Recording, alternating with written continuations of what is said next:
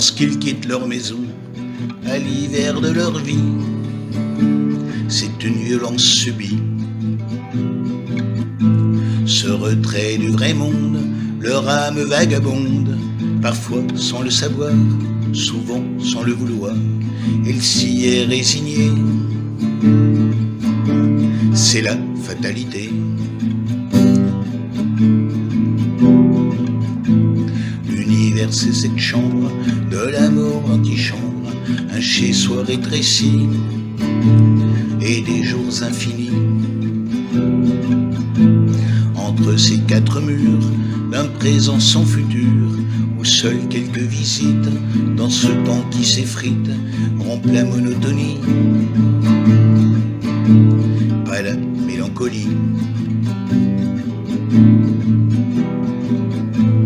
Le regard est perdu, quelque chose s'est rompu, c'est la vie qui s'enfuit, où s'entremêle l'ennui.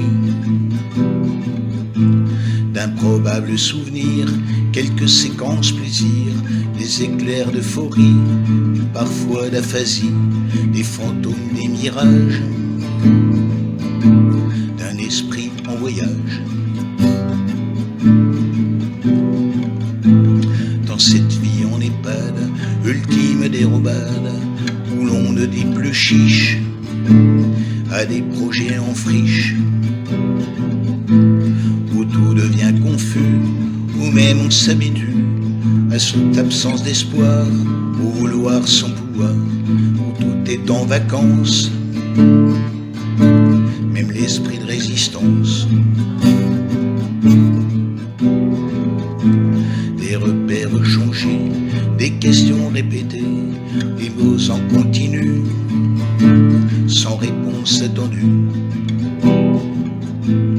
Regret d'un mieux avant, quand on était vivant, qu'on était autonome, monarque en son royaume et rempli d'énergie pour les choses de la vie. Dans ce monde enfermé où tout devient danger, dans cette course éperdue qu'on s'est d'avance perdu, l'autre doit rassurer, apaiser, protéger, d'un geste ou d'un sourire, et parfois même mentir, chercher à démêler un esprit embrouillé. Mais la vie continue, allégée, soutenue, sans ampleur ni ferveur, et parfois sans pudeur, faite d'hésitation et d'incompréhension, une vie de langueur, de douceur pour le cœur, parfois triste ou sordide, enjouée ou timide, parfois triste ou sordide, enjouée ou timide, la vie